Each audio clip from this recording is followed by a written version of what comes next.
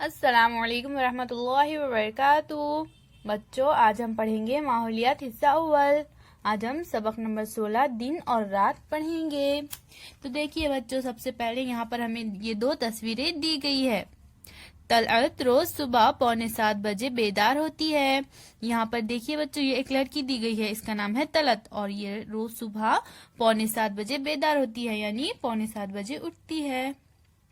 दोनों तस्वीरों में क्या फर्क है, ये फर्क किस लिए हुए हैं। अब हमें क्या करना है बच्चों, ये दोनों तस्वीरों को अच्छे से देखना है और हमें बताना है कि इन दोनों तस्वीरों में क्या फर्क है। तो हम पहली तस्वीर को देखेंगे बच्चों। तो देखिए यहाँ पर हमें रोशनी दिखाई दे रही है, उजाला उजाला दिख रहा है और हमें हर चीज साफ नजर आ रही है। घड़ी में 6:45 बज रहे हैं। यहाँ पर बाहर दरख्त है, वो भी हमें साफ दिखाई दे रहा है और यहाँ पर ये लड़की उठकर बैठी हुई है। इसी तरह से अब हम इस तस्वीर में देखेंगे तो यहाँ पर भी 6:45 बज रहे हैं, लेकिन यहाँ पर हमें अंधेरा अंधेरा दिखाई दे रहा है। ये दरख्त भी हमें साफ तौर पर नजर नहीं आ रहा है। तो बच्चों, ये जो पहली तस्वीर है, ये तस्वीर है दिन की, क्योंकि दिन में उजाला होता है, इसलिए ये तस्वीर दिन की है। और दूसरी तस्वीर में हमें अंधेरा नजर आ रहा है, तो ये तस्वीर है रात की। तो दोनों तस्वीरों में क्या फर्क है बच्चों, एक तस्वीर दिन की है तो दूसरी तस्वीर रात की है। हम जमीन पर रहते हैं। जमीन को सूरज से रोशनी मिलती है। जमीन की शक्ल किसी बड़ी गेंद की तरह गोल है, इसलिए सूरज की रोशनी पूरी जमीन पर नहीं पहुंचती। आधी जमीन पर रोशनी होती है और आधी जमीन पर अंधेरा होता है। जिस हिस्से पर सूरज की रोशनी पड़ती है वहाँ दिन होता है, जिस हिस्से पर सूरज की रोशनी नहीं पड़ती वहाँ अंधेरा होता है, इसे रात कहते हैं। तो यहाँ पर हमें क्या बता रहा है बच्चों, सबसे पहले तो हमें बता रहा है कि हमारी जो जमीन है इसकी शक्ल किसी बड़े गेंद की तरह है और इसलिए हमें जो है सूरज से पूरी तरीके से जमीन पर रोशनी नहीं मिलती है।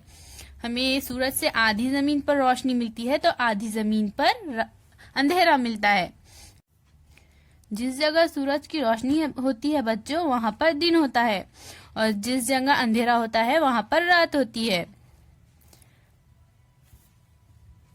दिन और रात का खेल हम रोजाना देखते हैं। दिन के बाद रात आती है और रात के बाद दोबारा दिन आता है। ये चक्कर बगैर रुके जारी रहता है। इसकी क्या वजह हो सकती है? तो बच्चों, जिस तरह लट्टू अपने गिर्द घूमता है, इसी तरह जमीन भी गोल घूमती है। ये देखिए बच्चों, ये लट्टू हम घुमाते हैं तो ये कैसे अपने गिर्द गोल गोल घूमता है, इसी तरह जमीन भी घूमती है अपने गिर्द। लेकिन लट्टू जो है वो थोड़ा स्पीड में घूमता है। हमारी जमीन एक वक्फे के बाद अपना चक्कर करती है। इसलिए सूरज की रोशनी में आने वाला हिस्सा कुछ देर अंधेरे में जाता है और अंधेरा हिस्सा आहिस्ता आहिस्ता रोशनी में आता है। जिस तरह से बच्चों देखिए, यहाँ पर हम इस लट्टू पर रोशनी डालेंगे, इस तरह से लाइट लगाएंगे तो देखिए आधा हिस्सा जो है वो रोशनी में है और आधे हिस्से में अंधेरा है।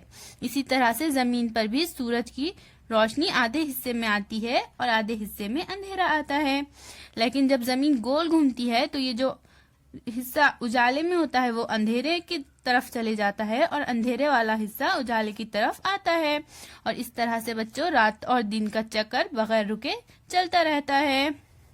यानी बच्चों, जहाँ दिन है वहाँ कुछ वक्त के बाद रात होती है और जहाँ रात है वहाँ कुछ वक्त के बाद दिन होता है। सूरज सुबह मशरिक से निकलता है और मगरिब की जानिब सरकता जाता है। शाम में वो मगरिब में डूबता है। हमें ये महसूस होता है कि सूरज जमीन के गिर्द चक्कर लगाता है, लेकिन ये सिर्फ हमारा वहम होता है। हकीकत में जमीन अपने गिर्द घूमती है, इसलिए जमीन पर दिन और रात होते हैं। जमीन का खुद अपने गिर्द घूमना जमीन की गर्दिश कहलाता है। जो बच्चों जमीन अपने गिर्द घूमती है उसे क्या कहते हैं? उसे जमीन की गर्दिश कहते हैं। एक दिन में 24 घंटे होते हैं, लेकिन क्या रोजाना 12 घंटे का दिन और 12 घंटे की रात होती है? अगर ऐसा होता तो रोज सुबह सूरज 6 बजे निकलता और शाम में 6 बजे गुरूब हो जाता। क्या आप जानते हैं पूरे साल में सिर्फ 22 मार्च और 22 सितंबर ही ऐसे 2 दिन हैं जब 12 घंटों का दिन और 12 घंटों की रात होती है। 22 मार्च को 12 घंटे का दिन और 12 घंटे की रात होती है। इसके बाद बतदरीक दिन बड़ा होता जाता है, रात छोटी होती जाती है। ऐसा 21 जून तक होता है। 21 जून को हमारे यहाँ सबसे बड़ा दिन और सबसे छोटी रात होती है। 21 जून से दिन छोटा होता जाता है और रात बड़ी होती जाती है। ऐसा 22 सितंबर तक होता है। फिर एक बार 22 सितंबर को 12 घंटे का दिन और 12 घंटे की रात होती है। इसके बाद बतदरीक दिन छोटा होता जाता है और रात बड़ी होती जाती है। ऐसा 22 दिसंबर तक होता है। 22 दिसंबर को हमारे यहाँ सबसे छोटा दिन और सबसे बड़ी रात होती है। 22 दिसंबर से दिन बड़ा होता जाता है और रात छोटी होती जाती है। इस तरह 22 मार्च तक होता है। 22 मार्च से यही दौर दोबारा नए सिरे से शुरू हो जाता है।